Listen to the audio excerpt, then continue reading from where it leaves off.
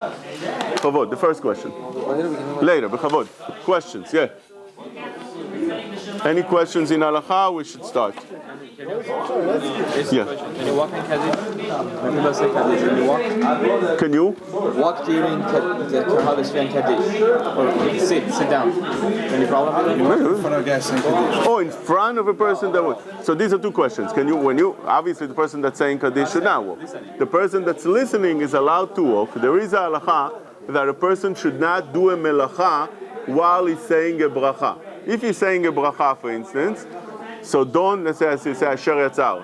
So sometimes you see people, they walk while they're saying it. Can you walk? It says in halacha that the person should not do a melacha or should not do anything while he's saying the bracha, especially that there's a pasuk that says that don't do the bracha b'derech mikre. So therefore, a person should make sure that when he says the bracha, he stands still and says the bracha. But it doesn't say any place that you can't walk. It says don't do an act. So therefore, from this, Rav Israel Belsky Zatzal was medayek and said that walking is allowed. Walking is allowed while saying the bracha. So Kaddish is not any different. Person should not, it says in the halacha, you should not put tefillin at the time. You should not do things. But to walk, that's not a restriction. Walking in front of somebody that says Kaddish, that is restricted. A person should not do that, just like you can't walk in front of somebody who's mitpalel, because you're blocking the Shekhinah, you're cutting the Shekhinah from such a person. There's two opinions, either that or because it's interrupting the Kavanah. So what do you do if you have to run? Run out of the shul? Yeah. Someone is praying, but you have to leave. So that is a problem. Depends how much is the need. So just like anything else, when there's a very great need, so we would allow such a thing. But normally you shouldn't block. So you shouldn't go through somebody. Go behind him. Try to go behind him. Can you take off the tefillin when the kahal is saying Kaddish? That's what you're saying right now. A person should not take off. Right. No, not one. You're not saying it, but other people are saying it. Yeah, for sure. When you're saying, when you hear Kaddish, you should listen to the Kaddish, be mechaven, and answer. But when the person is saying Kaddish, he should definitely be much more. Yeah. Yeah, I daven in Shtiegel or Shaf in the morning. In Brooklyn, and I want to know. So I daven in Sephardi. Now I've heard that supposedly that if I daven in a minyan of Ashkenazim or Siddish, then I should adapt their. Is that true or not? Not true. If you take a look, the Yerushalmi, and it's brought down also in the Chidah. And Chacham Ovadia speaks about it, Barichut, in Yavia Omer, and other places. The Yerushalmi says that there are 12 shvilim, just like there were 12 shevatim, 12 shvilim, that roots that the tefillot go up. For each shevet, his own root in Shamayim. It has different places that the tefillah reaches the Shamayim, right? And each shevet has his own way, his own special route. But it says that the Sfaradi tefillah can reach every route. It's like a lock. You have the master lock. You go in a hotel, each one has his own key. But you have a master key that goes and opens every door. The Sfaradi, it's brought down in the Yerushalmi. This halacha is brought down in the Chidah brings such a thing down. You take a look at Chacham Ovadia and Yabia Omer, he brings this down, and he strictly says that you shouldn't change your tefillah to Ashkenaz tefillah. The only question is, can Ashkenazim change their tefillot and their nusach to Sfaradim? Because we did find that the Arizal changed his nusach, and he said the Sfaradi nusach. We did find that Rav Natan Adler, the rabbi of the Khatam Sofer, changed his tefillah to Sfaradi nusach, and others as well. So that could be changed because the Sfaradi tefillah is on a higher level and can reach much higher places, and throughout all these routes as we're explaining right now. And there's another point. So if they don't say Tachnun, yeah. then I should still say it. Oh, so Rav Shlomo Zalman Auerbach says that you don't need to say Tachanun, because if they don't say Tachanun, they have a reason for it, obviously. They're not just not saying it because they're lazy. They have some kind of yod side. Always by Hasidim you'll find such a thing. And therefore, since they have a reason, while you're there, you can go along with them and not say Tachanun. But what about saying Kaddish out loud? So let's say you have to say Kaddish. Yeah. Say your Nusach or theirs? Yeah, you say your Nusach. When you say Kaddish, you're not allowed to say the Kaddish quietly.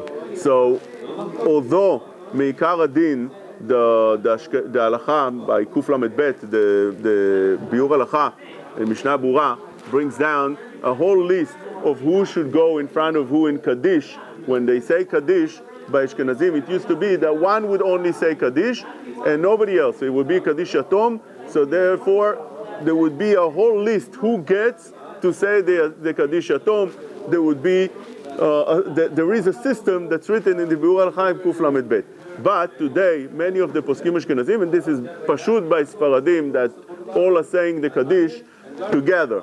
But when you say the Kaddish together, you have to make sure that the Kaddish is not said in a way that people can't hear it. They have to hear your Kaddish and answer Amen on your Kaddish. You can't say that one should say Kaddish and everybody should say it quietly. That is not allowed. Yeah, Chavod. So I down in Manhattan, Mincha, and for some reason they never say Tachanun. Is there a source for this? No. If they don't say Tachanun for no reason, no. If there's no reason, they should. Because if you don't have Sefer Torah in there.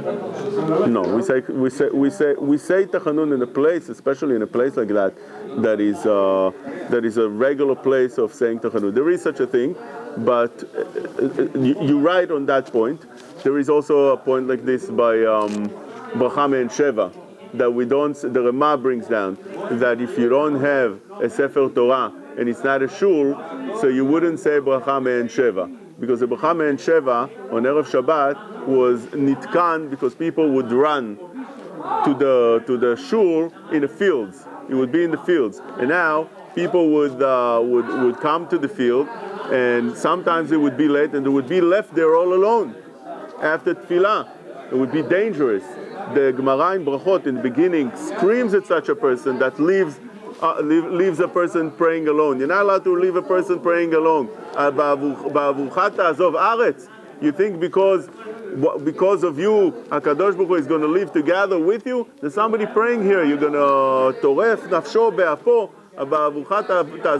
You think that you're going to leave the person alone and you can leave and Hashem would accept such a thing? It's impossible that you should leave a person alone. So therefore, they were metaken bracha me'en sheva, an extra bracha, an extra thing in order to delay the tefillah. So those that came late to shul and they praying, people would come out together. They would have the extra time.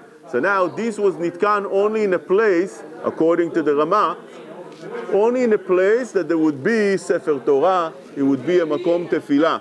And therefore they would say, the Ashkenazim, that if you're in a place, let's say you go to a hotel, and there's no Sefer Torah over there, there's no shul, right? There's no shul, even though, let's say, you brought your own Sefer Torah for Shabbat. But that's not a shul, and that's not a place that you always have Sefer Torah. You don't say Bracha Me'en Sheva. But the Kabbalah argues on that, the Arzei argues on that, Cham Ovadia brings, Or Letzion brings this down, that the Kabbalah argues on that. You have to say Bracha Me'en Sheva regardless. And this is the minhag in Yerushalayim, to say Bracha Me'en Sheva regardless. So we have over here machloket how to do things. But that point is also brought down the way you're saying it, that if in a place that is not a shul, you just gather together in the place. Right. Right. But if it becomes a regular place that people always pray in such a place, so that becomes a shul. It also has a certain level of kedusha, although it's an office, and we're saying that the shul came in the tchum of the office, right? Normally we're saying if you designate a place to pray, that becomes a Beit Knesset. It has kedusha, that place. Over here it's not designated for that. It's an office, but it has some level of kedusha. You can't make over there whatever you want. Yeah. I also, when I was growing up in the Shay, anytime you want to, let's say, if you want to, wanted to borrow a pencil, let's say, you can't just take it. You need to ask what is going to die. So let's say you work in a school system like I do, a public school, where pencils are like basically given out. You know what I mean? It's like because it's supplied by the board of ed. Everyone has it. It's not for shoot to anybody. So I was having a conversation with a fellow coworker who was religious, and he tells me, "Oh, they're going to steal all the time." You go in? He's like, "They're going to steal all the time." I'm like, "What do you mean? Oh, they take pencils. They don't even ask." So I said to him, maybe you can argue, and I mean, this is true. Maybe I'm wrong. Maybe you can argue since this is considered to be, everyone has it. It's given out by the school system. Okay. And it's accepted. Therefore, maybe it's not considered stealing. So I was wondering. Okay, so there's two points over here. First of all, when it's such a thing like you saying that's so common, so very likely if a person loses such a pen and he knows he can have so easily replaced, he just goes to the desk and they have a bunch of them that he can take another one, right? So therefore, he gives a hope on it right away. We call it yush or hefker. Right away, he gives hope on it. He doesn't want it at all. He doesn't care about it. He's not going to go to look for it. He's not going to try to look. Even if you put a sign and you say, let's say in a Jewish place, found the pen, come claim it. So people sometimes for such a thing that costs 5 cents, 10 cents, they're not going to make the call. They're not going to bother. They're not going to bother with such a thing. So therefore, as soon as he knows that he fell down, he completely mafkir the thing, he gives up hope on it. Vayle lechesron kis. That's how the Gemara, that's how Rashi brings in the beginning of Elu Metziot. So that's one point. Second point, if he does belong to somebody, he didn't give up hope on it. The Machane Ephraim brings Machloket Rishonim, I think the Rambam and the Rosh. What would be if I walk into my friend's house and I know that he allows me to use his pen? It doesn't have to be a pen, could be anything else. I need to use his hammer. I know he does not makpid. What does he care? We always take things from each other. He doesn't care. I know that he's such a person that's easygoing. Can I use his pen? Can I use his hammer? Can I take it and bring it back? What would he care? It's machloket rishonim. He comes out lekula the Machne Ephraim, but there is a machloket over such a thing. So that also over here, if you know the person doesn't care if you use it, he could care less, even if it's his, but he doesn't care if you use it. Go use it, as long as you bring it back. Or you don't bring it back, whatever it is, it all depends on the things that we're explaining right now. So therefore, you have another leniency over here on things that you know that people would be would allow and would not be makpid on such a thing. Yeah. The same applies, let's say, at work. Let's say you want to print something. I mean, the company is multi-billion. For them, it's. I understand, but the question: are they makpid or they're not makpid? You need to know. If it's something, it's a little bit different. He's talking about a case that it was given to him and easily he could get another one. He just goes to if there's such a thing, right? You see by the banks they give out pens. So let's say a person took a pen and he works there, so he doesn't care if somebody takes it because then he'll go and take another one. He doesn't care about that. So such a thing would be probably okay. Yeah.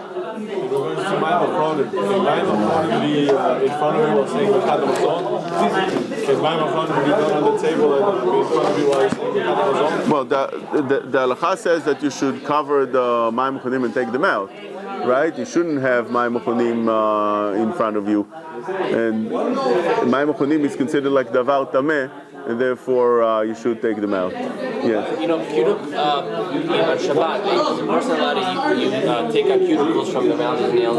Like a little piece of skin, like, can you do that on Shabbat? What are you taking out?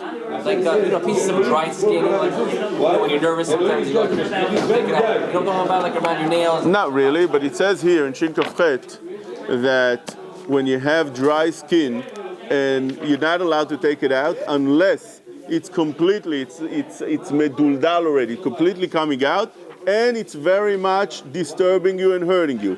So, also, either nails or orot meduldalim like you're talking about. In Shin Kaf Chet you'll find this, and let's see inside. Tziporen shepirsha, that's the nails you mentioned. And it's still connected. Vetzitzin, what's tzitzin? Shehen kemin retzuot dakot, pieces of dry skin, like you're saying, that are hanging. Shepirshu meor ha'etzba sviv hatziporen, it's around the nail. Im pirshu ruban, if it's mostly out, כלפי מעלה, זה over here מחלוקת כלפי מעלה או כלפי מטה, ומצערות אותו, so להסירם ביד מותר, you can take them out with your hands, בכלי פטור אבל אסור. You're not allowed to do it with a utensil. So the Mfarshim explain over here that it's very hard to know that it's first of all, we have a machloket where klapei mala, klapei mata in the Shulchan Aruch. Secondly, it needs to be metzarim oto. It needs to be that such a thing cause you tzar. But if it's not causing you tzar, you're not allowed. So it's pretty hard to do. So I'm not sure what's your case, but this probably not going to fit. That it's mostly out and it's metzarim oto and so on and so forth. Yeah. Going back to what's considered covering? Like if it covers with paper, or if I said some people they put like an olive inside the water. I don't know what olives would do. If you cover like, some food and then they leave it. Is that? So you're not allowed when you put an olive. You are me'abed ochalim. You're not allowed to take food and make a ibud ochlin, right? You're not allowed to take food and put it in a place that it's going to be not edible anymore. Mayim achonim is something you're not allowed to drink. And if you you take an olive that's edible, you put it in such a place, it's considered ibud ochlin. You're not allowed to do such a thing. Yeah. What's the shortest you can get a haircut? So there's three, really in this halacha that I'm telling you right now, it's not brought down in Shulchan Aruch. The Shulchan Aruch in Ilchot Giluach doesn't write what the shortest shiur of a haircut could be. First of all, when we're talking about a haircut, you can shave completely a hair, just like the Hasidim do. We're talking about right now the peot. So the place of the peot, what's the shortest you can go? That's a Mishnah. We learn it from a Mishnah in Nida. There's 3 shiurim in the Mishnah of in Nida, and the largest shiur that it says over there is kashiur azug. Zug is scissors. What's the shiur lemaise? Halacha lemaase. If you want to know, Rav David Feinstein, there's a sefer that calls V'dibarta Bam, that he collected psakim from Rav David Feinstein and he explains them. Over there, he writes that the shiur is a 1/4 inch, and even he says, Meikar Adin, you can go up to eighth of an inch in the peot. So that's something that you can do. Nafka mina, when you go to a barber, make sure that while he's giving you the haircut and he leaves the peot, many times they take the machine and they go around your ear to round off all the hair around. And this front hair over here is part of the peah, because the peah is measured from where the hair over here ends and starts rounding outward up to the back of the ear. So all these places, Mikar Adin, this is the peah.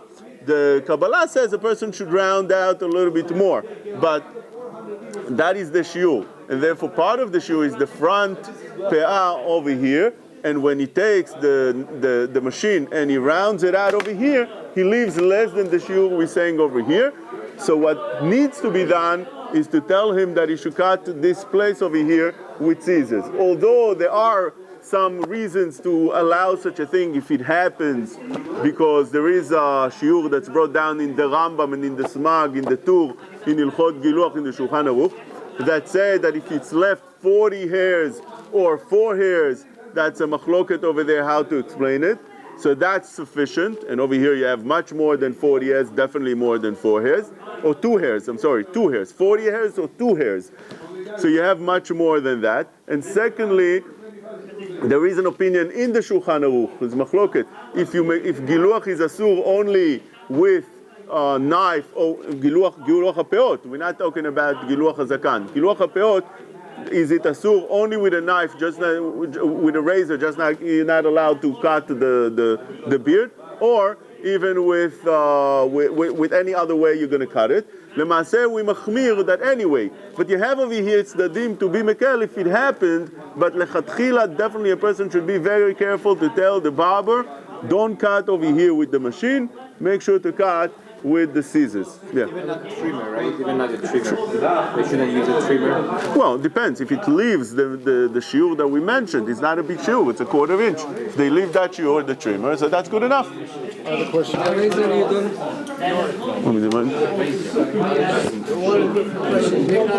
Can I sleep next to you with my family? Can you? Can I sleep next to you with my family? With a family. So that is a question that's beyond halacha. It's a question of hashkafa, and the Hasidim are very much makpid on that. Some of the Sfarim brings this down, but lemaaseh minhag haolam is to be mekel, and there's no isur if it's sitting with the family. There's isur because there is a din that a person is used to his family, and when the person's used to his family, he doesn't have any bad. So it depends. If it's a place that you're gonna, it's a place that's not, that the person shouldn't be there. It's not good for him. If each person knows if such people that come in are causing him hirhurim or bad thoughts, then he should stay away from such a thing. Definitely, yeah. I've heard that if somebody has a smartphone, it can't be a... That's in Eretz Israel. They're very much machmir with a smartphone. That is true. It can be chazan. It can be chazan. They're not mitzaref him to a minyan. So that's in Eretz Israel, even if it's filtered. Even if it's filtered in Eretz Israel. I'm not sure if it's... Halacha or something, you can say like... If you want to have a shiurim on the matter, I don't want to go into it right now because it's a very sensitive topic. But definitely, if you're asking if a person should have a filtered phone, there's no question about it. It should be a kosher phone. If a person doesn't have a kosher phone, it's a serious problem. In Eretz Yisrael, the machmir, even if a person doesn't have something bad, he has a kosher phone still, they're very much machmir with that. I don't know if over here that is, I don't see that this is the approach over here. It can affect if the chazan, let's say, they got the children, the Torah is not a religious guy, let's say. If a person is not religious, he's not allowed to be a chazan. He's halacha in Siman Nun Vav in Shulchan Aruch. If he's violating the Torah, he should not be chazan. Yeah. I wanted to know, lift and cut that some shavers have, is it okay to rely that Lift and cut, the machines with the lift and cut. So first of all, it's very easy to remove the lift and cut, and one should remove the lift and cut. And if you don't know how to do it, ask somebody that does. It takes a couple of minutes and you take it out. Once you take it out, can you use machine with lift and cut? Many achronim said that you shouldn't use shaving machine at all. Chafetz Chaim brought such a thing, and the Chazon Ish, and many achronim spoke very harshly against. No, over here, when you're dealing over here, we're dealing with the peot already, because the peot go from down the ear, and there's three levels of where they go down the ear, either where the whole of the ear is, or under that, or under that where the schus, this is the schus, starts, or where the schus ends. This part of the ear ends. Earlobe. Where does it end? Where it starts, or by the ear itself. So there are three shitot, and it goes all the way to the front as well. Now we want to talk about shaving the beard itself with a machine. So over here, many achronim spoke very harshly about it. But you need to know that there are many achronim that allow it. And Rav Moshe Feinstein held that it's completely mutar. I just saw a new sefer that came out from Rav Moshe. It's a Masoret Moshe thing, eduyot from his from his nephew, on things that he said, and he speaks over there.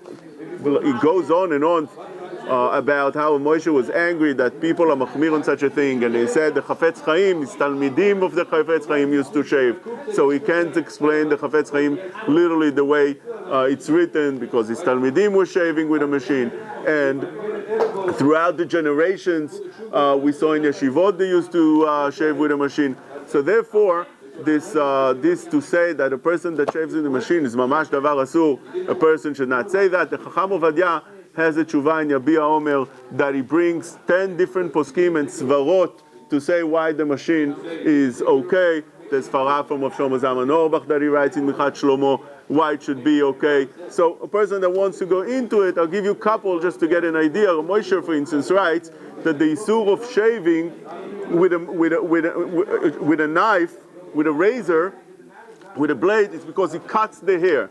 But he says the machine doesn't cut the hair, it just grinds the hair. And grinding is not bichlal isur. There are those that would say that it's not asur because, but first we need to understand, why should it be asur? Because the Torah says there's two conditions in order for it to be asur. What is it? It needs to be hashchata. Hashchata means close to the skin. That's called hashchata. So therefore, if you're using a scissor, it's not hashchata because it's not close to the skin. And secondly, it needs to be derech hashchata, derech giluach. Derech giluach means a normal way of shaving. So if you take a razor and you take and you shave, that's a shchata. It makes a clean shave. And secondly, it's derech giluach. That's the way people shave, right? In the world, this is the way people shave. So that's what the Torah restricted. The question is, so when you use scissors, you don't have a problem because it's not ashchata. It leaves you hair. It's not completely to the skin. Those that want to say, for instance, use things that are, for instance, not so common to shave with. Like for instance, use some kind of creams. You put it and it takes off. So although it takes off everything, but that's not the common way to shave. So that's also mutar. It's only asur with these two conditions. So now when we say those two conditions, does a machine, shaving machine falls into that as well? Horaa, yes, it cuts you very close. And together with that, it's what? It's a derech, it's a normal way, right? So now, some want to say that once you take off the lift and cut from the machine, it doesn't cut completely. You'll see that you'll be able to feel the hair after you shave. Lift and cut, he pulls the hair, he cuts it, and the hair, the leftover hair goes in the skin back. So you feel it's very smooth. So when you take off the lift and cut, that will be another kula and be able to be matir. Zomet Institute has an article. Somet, yes. Zomet, that's lift and cut. Removing lift and cut might actually make it worse. Is it reliable? Somet is very reliable. I don't know about this article. It might make it closer to. I never heard of such a thing. But the accepted way of doing things is to remove the lift and cut. Yeah. Having? We're going to keep it during like compressing time, so it's saying like. Oh. I just have a question about it. Let's say back you said you were referring to like we wear it because it's a style of goyim, they take it off and then they go to pray or worship, right? But we were before the goyim, so how come we have to wear one like wear? Excellent question. You hear his question? He says like this. We says that we gave a shiur that wearing a kippah, what's the obligation of wearing a kippah? What's the obligation of wearing a kippah? It says in the Shulchan Aruch, in Siman Bet, that a person should wear a kippah, which means lo yelech begilui harosh, arba amot. A person should not walk without a head covering 4 amot. Now, what's the obligation of wearing it? So many say it's not an obligation. For instance, the Marshal says it's only midat chasidut. It's not an obligation. And there's a list of poskim that say like that. Also, Chacham Ovadia says that meikar adin it was only lifnim mishurat adin. It's only midat chasidut. Today it became meikar adin. Why? So there are different reasons we explain. Chacham Ovadia says because that's what makes you a difference from those that don't keep Torah. So you can't show yourself to be somebody who's not keeping Torah. And there are other reasons as well. He wants to ask about the reason of the Taz. The Taz says that the reason you must have kippah on your head is because to be different than goyim. It says in the Torah, "Bechukoteihem lo telechu." You're not allowed to do as the goyim do. Whatever the goyim do, for religious reasons or for reasons that might be coming from a source of right? That's the way the Ma'arik writes, the Rama brings him down, not like the Gra, that if you have something that has to do with pritzut, that is under the isur of Bechukoteihem lo telechu, and when you're doing something that doesn't have a reason, you might suspect that it came from Avodah Zarah sources, it's asur. Now, the goyim, whenever they come to any place, they sit down, they go to the place of worship, or they go to court, or they go to a meeting, or whatever, they take off the hat. As a principle, they take it off. And therefore, since they take it off, says that as we have to put it on. By the way, interesting, Khatam Sofer asks, why is it that a woman doesn't wear a kippah? Why not? Anybody knows? Why a woman doesn't wear a kippah? But let's say she's not married. Why they're not wearing a kippah? You know why? Because he says the goyim, since the women covered their hair, take a look, pictures of 100 years ago, the ladies all had hats. So therefore, we do differently. Just like this does, we do differently. So therefore, he's asking over here a question, Bechukotem lo telechu, what does that mean? We were there before, we did that before. Now whether it's true or not true, I don't know, but let's say it's true what you're saying, that we always did those things before the Goyim did it. I don't know, going back so much in history, what the Goyim back used to do. We know what we used to do. In the time of the Gemara, it says that it seems like the way the Achronim proves is that from the Gemara, in a few places, that it was Midat Chasidut. Like for instance, it says in the Midrash that Hashem says, I didn't ask from you the burden of covering your hair when you're saying Kriyat Shema. So you see, there's no obligation. The Gemara says that cover your hair so you have Yirat Shamayim. This was something as a praise to a Tana that wore a head covering. So you see, it was a praise. It's midat chasidut. It's not mikar adin. So there's few rayot like this. So now he wants to know, maybe we did that before the goyim started taking off their head. So why should we change? Why should we change? Well, we're bound to them. They're going to do things. We're going to go along with them and change for whatever they do. And the answer is yes. Chazal say that the Torah told us that you could build a mizbeach and bring a korban on top of the mizbeach. Ve'amizbeach is the bama. It's called the bama. You build the bama, you bring on top of the bama korban. The Chazal tell us bama ita ahuva bimei avot. Hashem loved the bamot. And once the goyim started doing bamot for avodah zarah, Hashem started hating bamot and told us don't do bamot anymore. We found this concept in many places. Like for instance, the fact that we changed few things. Gra says that you shouldn't. It used to be that on Shavuot people would bring trees and all kind of flower pots in the shuls.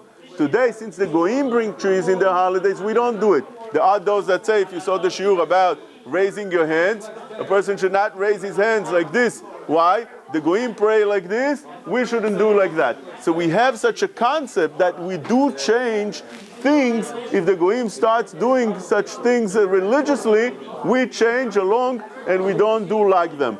We found that the Torah itself has such concepts. Like for instance, Hashem said you should bring korbanot. What's the purpose of bringing korbanot? Rambam says because the goyim were worshiping the animals, so therefore since they worship the animals, we're going to bring it as a korban, and that's what Hashem wants, to show that it's nothing. So you see? If I'm going for your point of view, so we're not allowed to use internet because they're using it as... No, for religious reasons. No, but it's not for religious reasons. We're saying Chukot HaGoyim Lo Telechu is only if what motivates them and what they're doing is because of religious reasons and not otherwise. You want to ask a question? You had a question before. Yeah. Using the dishwasher on Shabbat. In a timer. He wants to know, can you use a dishwasher with a timer? How long do we have? What time is it? 9 minutes. 9 minutes. So we try to do it fast.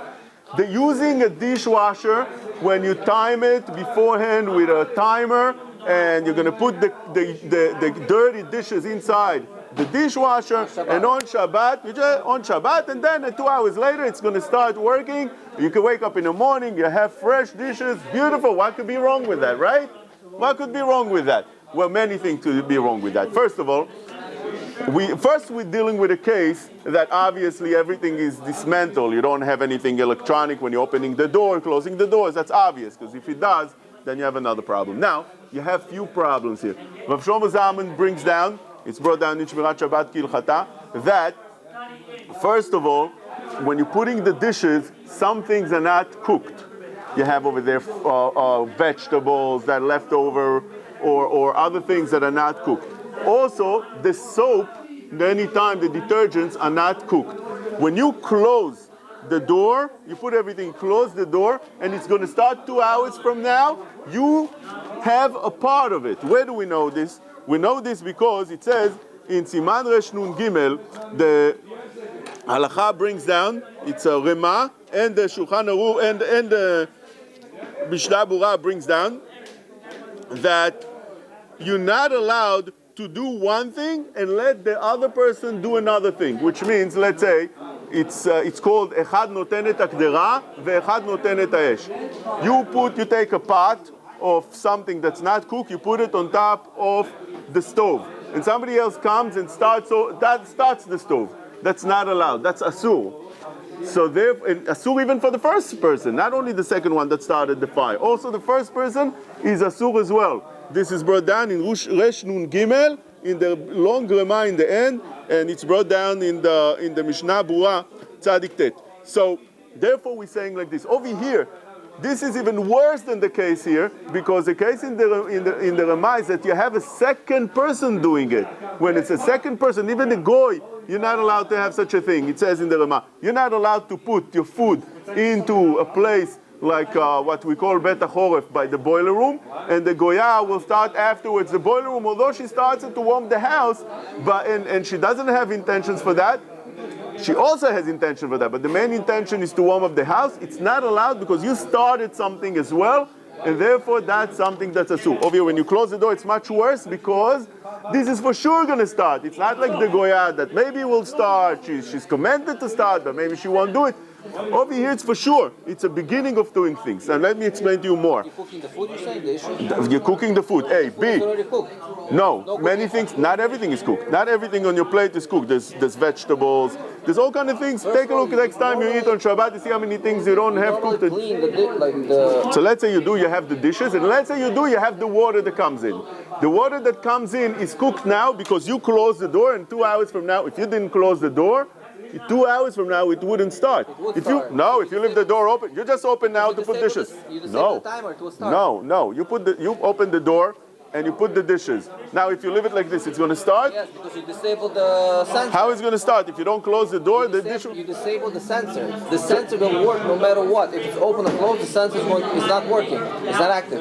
So even if the door is open, the water is going to spill out. And how is it going to cook? It spills out.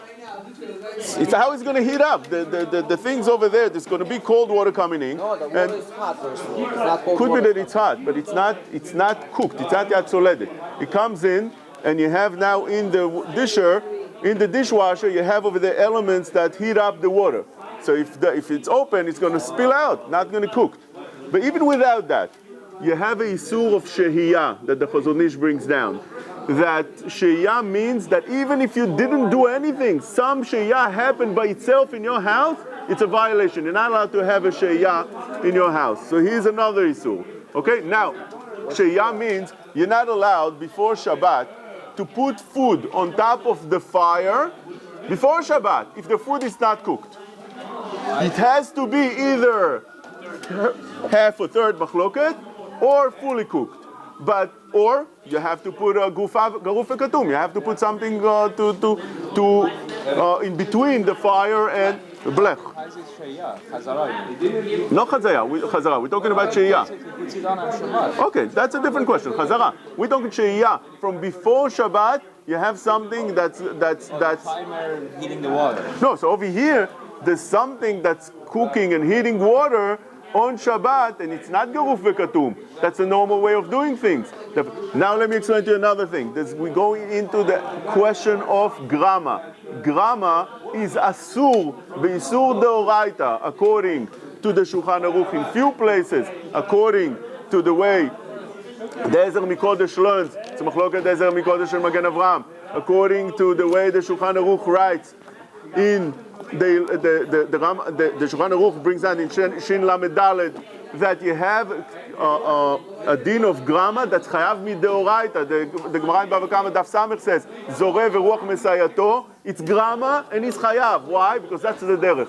The Achronim explain, take a look at the Achiezer, take a look at Even Ozer. That's when you do it on Shabbat. You did everything before Shabbat. No, you're doing on Shabbat, because when you're closing the door and you're putting the food inside, you're causing over here things to be cooked begrama.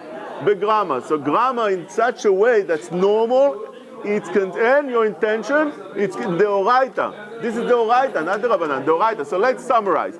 We're dealing over here with A, Shayya.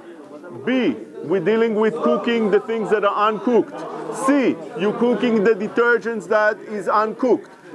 D, you're cooking the water that is uncooked. E, there's a question of uvdin dechol. Uvdin dechol means on Shabbat you're not allowed to do things that normally done on weekdays, and not Shabbat. So you have over here uvdin dechol. Who paskins like this? Chacham Ovadia, Shmirat Shabbat Kilchata, Rav Shlomo Zalman. There's nobody that allows. When you put the water, like heating water, when you put the pot, and it fills automatically with the plug.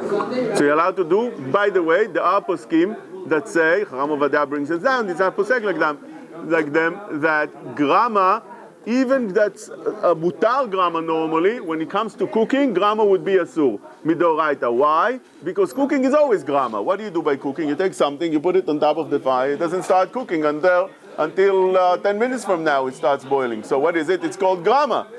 That is asur midoraita, and therefore every bishul would be under that restriction. So we have over here a list of isurim that a person involved with when he's doing such a thing. Especially, there's also a Ramah, that's another machloket, Ramah and Shulchan Aruch.